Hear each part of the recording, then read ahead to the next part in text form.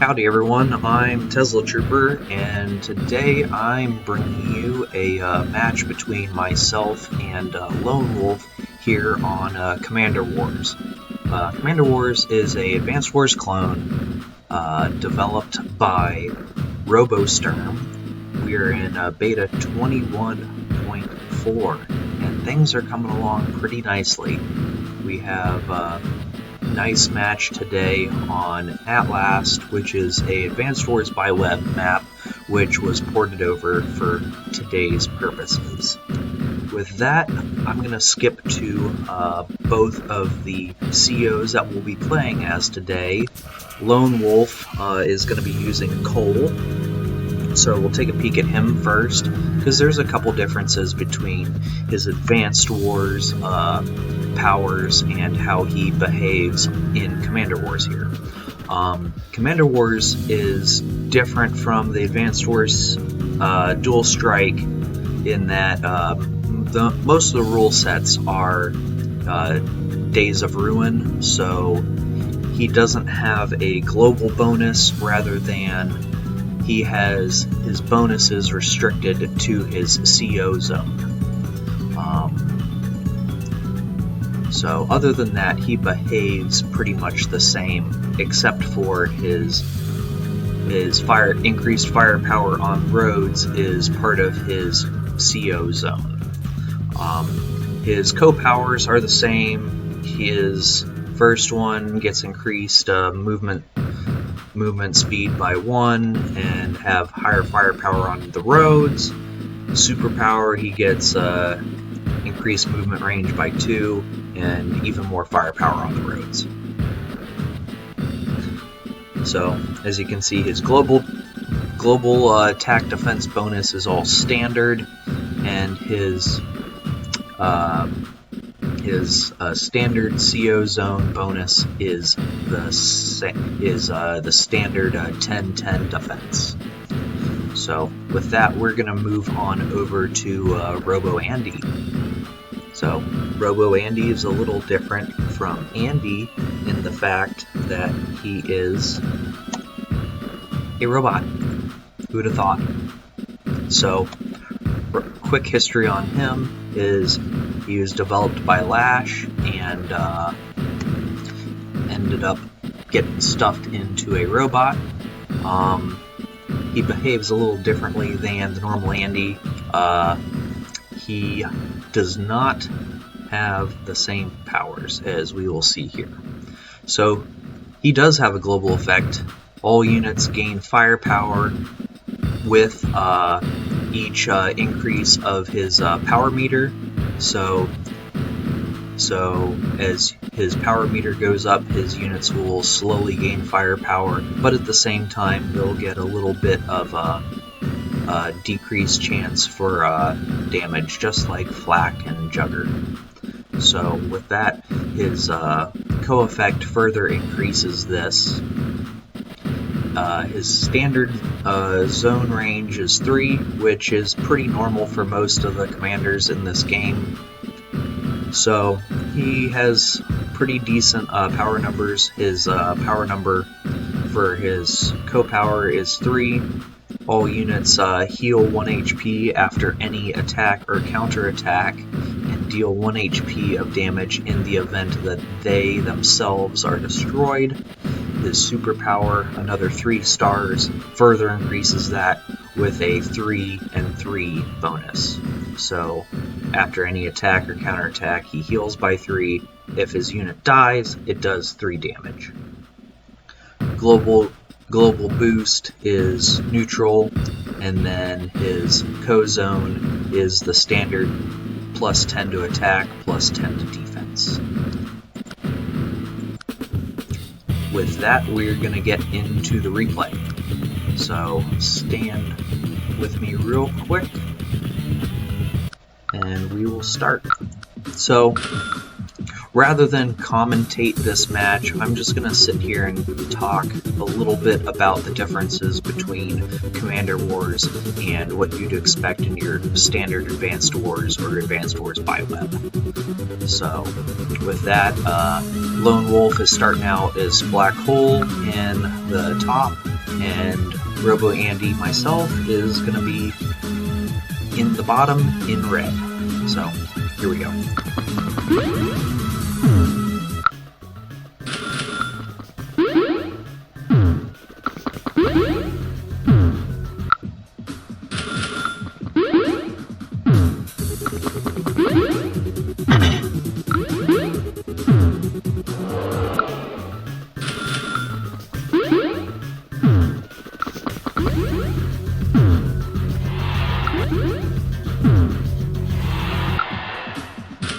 So, first off, this is where we start noting some differences. Lone Wolf has decided to produce 2 sniper infantry from his factories there. They operate like your standard artillery unit, except they are very effective at destroying infantry. They one-shot KO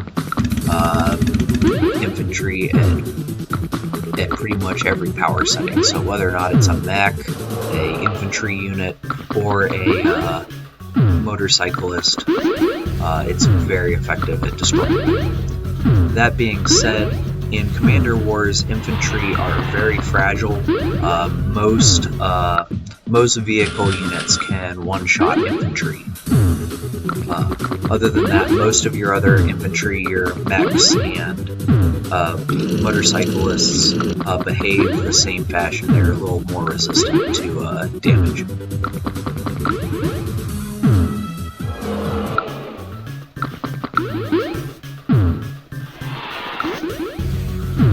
So in a little bit we're going to see some changes to transport functionality. Transports behave the same way, with a slight twist to it. If your unit remains in the transport for 1 turn, once you drop it off out of the transport, it will be able to perform an action or move that same turn. That is true for all transports, and it is very effective when you're attacking, say making a landing or dropping off units out of APCs or helicopters, and we'll see a little bit of that this game. Another difference that I'd like to talk about a little bit is the functionality of the labs. Labs do produce income in this match, and they are also capable of producing Museum for 10 grand apiece. So, right there, just discussed the sniper and the APC functions. It is very powerful in terms of attacking and being able to destroy high priority targets. So Lone Wolf produced a Neo tank and tried to beat up on my Commander light tank there.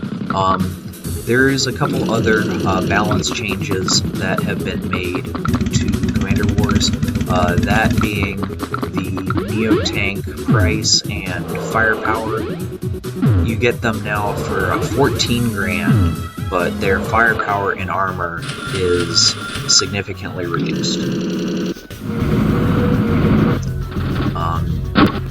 That being said, anti-aircraft guns, they did get a slight buff. You can now produce them for 70 grand, just like you can a normal tank, but they are slightly more effective at attacking air units, and they punch through infantry very easily as well. So, as you can see here, Lone Wolf is pushing out 2 Neo tanks and some rockets into the mid, and once again we're going to see a little bit more action with that APC and being able to drop off units that would sit inside of it for 1 turn. The functionality of it is is very strong. I don't, like I was saying earlier, I don't know if it's balanced, but it's another factor that you have to be very careful about when you bring up your fragile units up to the front. You gotta check the range of the APC and the range of whatever's inside of it. So I did end up producing Uzium. It has the same functionality as Uzium from Dual Strike. It gets a 1 space per turn. It's very bulky, but it's very its effectiveness is rather limited to zoning out structures and flanks. I don't know that we'll be able to see this used in this match. I don't think it ever does, but we'll see.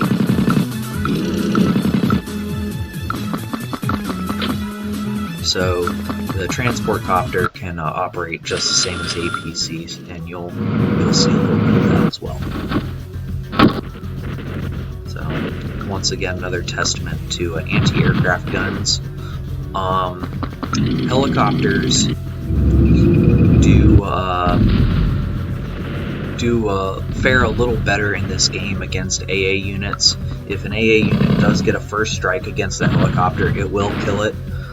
But if the helicopter does first strike, it'll do a significant amount of damage, but it will not be destroyed.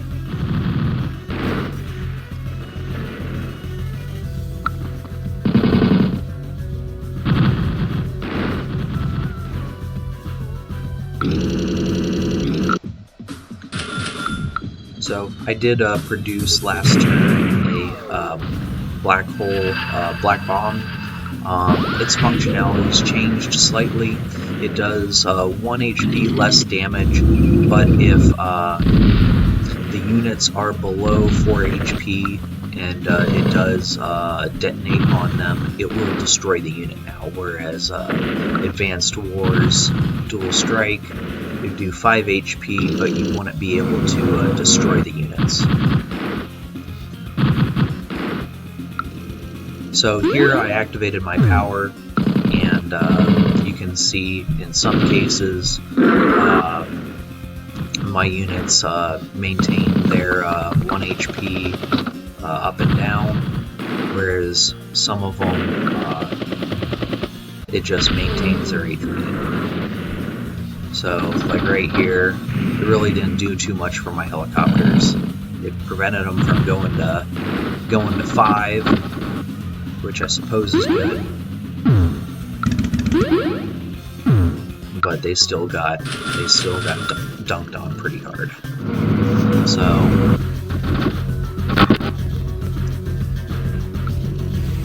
the balance of the game's slightly different, but for the most part everything operates as advertised, which it's a fresh perspective on a older game, I think.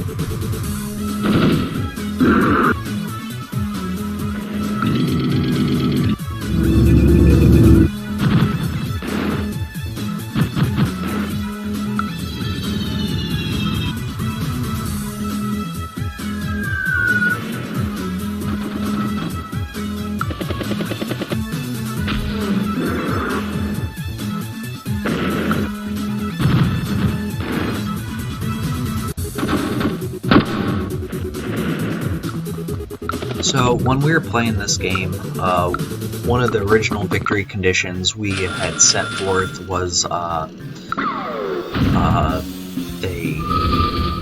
cap to we capped it to 20 days. Whoever had the most properties by the end of 20 days. We accidentally set it to a cap race, so we thought that meant the first to 20 buildings.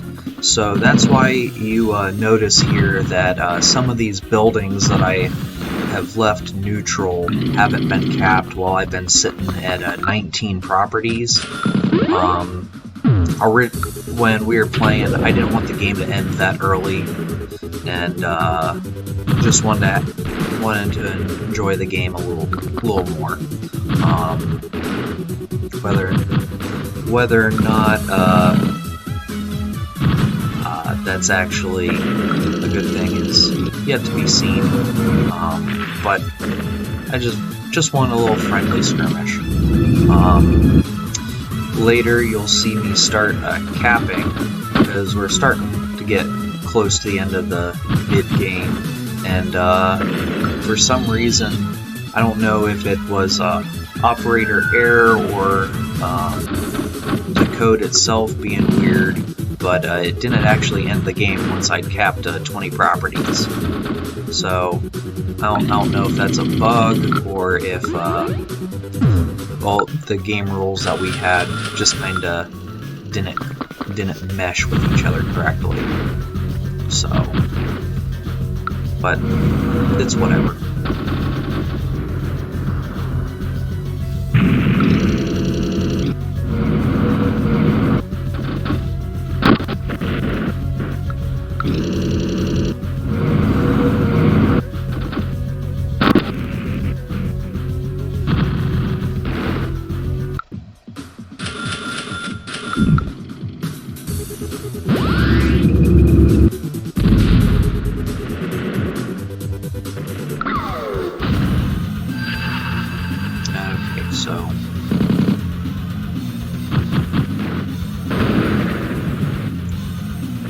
Here we can.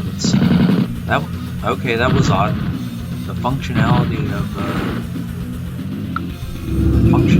of his attack there didn't seem to work against the anti-tank gun, because it should have done 1 damage to him.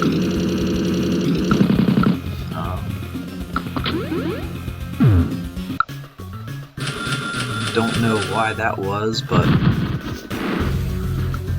be worth looking into. There it goes. He did mech did 1 damage after dying.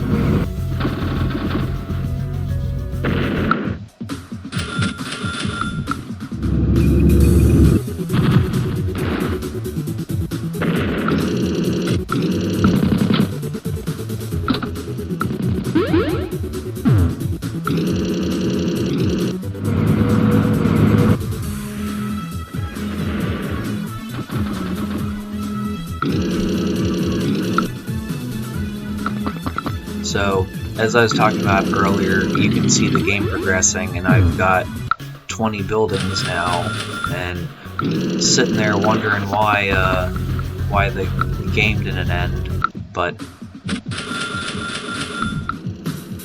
who knows. So, with that, managed to drop a sniper and start capping on his HQ there. Since his sniper unit can't move and fire in the same turn, it pretty much puts the nail in the coffin for it.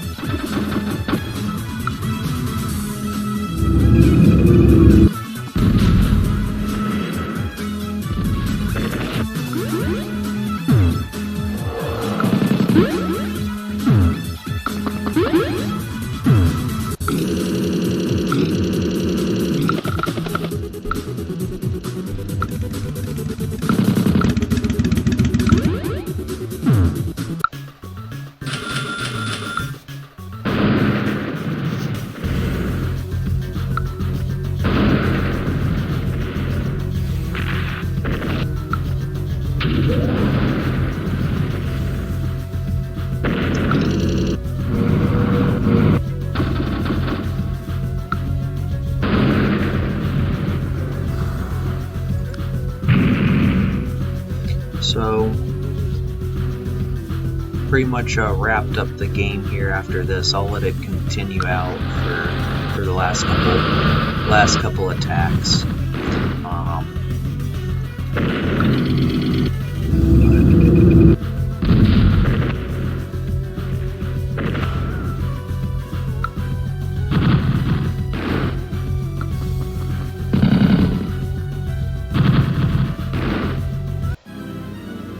And then that will do it.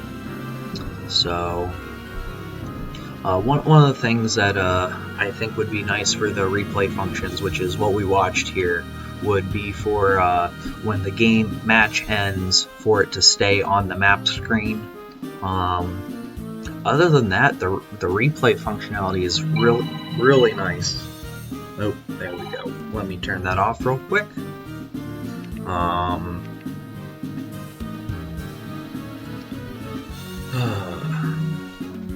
Alright, so we got a nice little stats page here.